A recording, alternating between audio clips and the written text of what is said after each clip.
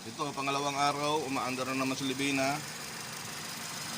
Walang tolo, walang overheat. Gumagana yung fan. Naayos lang yung aircon. Lumamig na. Ang problema dun sa main switch.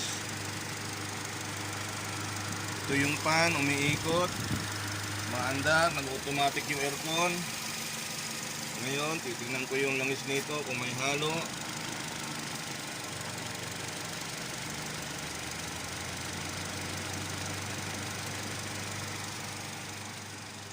Clear yung langis, walang kahalo-halo. So far so good, okay pa.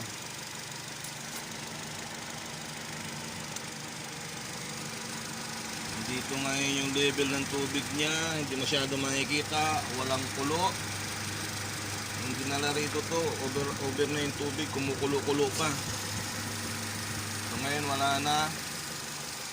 Yung hose sa ilalim, okay na rin yun, wala nang problema. Dito, ngayon siya umaandar, nag-automatic. Yung aircon niya, nagpapawis na. Gumagana na to. Ayan. Naririnig niyo yung andar ng aircon. Yun, nakaingis ang aircon yan. So malamig na. Kailangan na lang nito testingan ng malayo-layong takbuhan. Nakakabit na rin yung brake pads nya. Yung solenoid nya bago na, nakakabit na.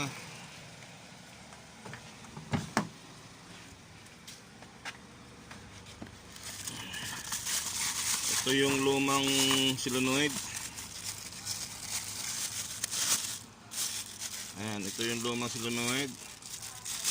Actually hindi siya the same as yung original parts, kasi ito meron siyang bolt type, yung replacement is socket type lang, female. So nagkaroon ng konting pagkakaiba, pero gumagana naman, nagpapangsyon naman siya.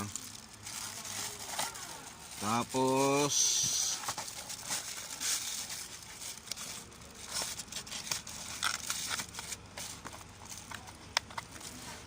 yung pads nyo, Rico.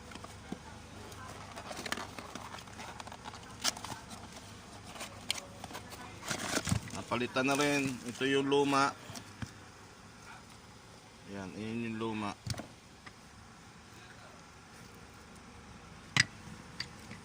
Bago na yan. Nakakabit dyan.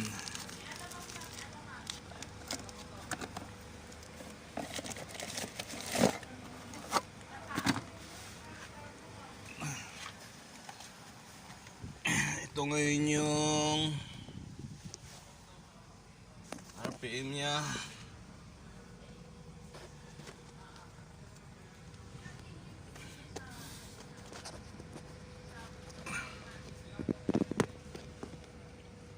Yan yung RPM nya.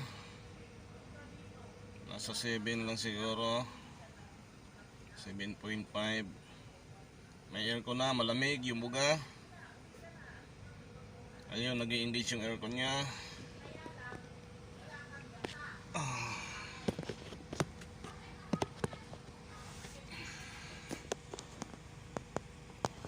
Ayan yung fuel nya. 1 port. May lamig. Ayan yung aircon, nag-uuna. Ito may problema dito, yung switch na to. So na-repair naman ah. Okay na yan, lumalamig naman ah. Pag walang ilaw, walang lamig yan, kasi nga hindi nag-i-engage yung switch na to. So pag may ilaw, dun magkakaroon ng lamig yan, kasi yung compressor gagana. So yan lang muna update ko sa ngayon.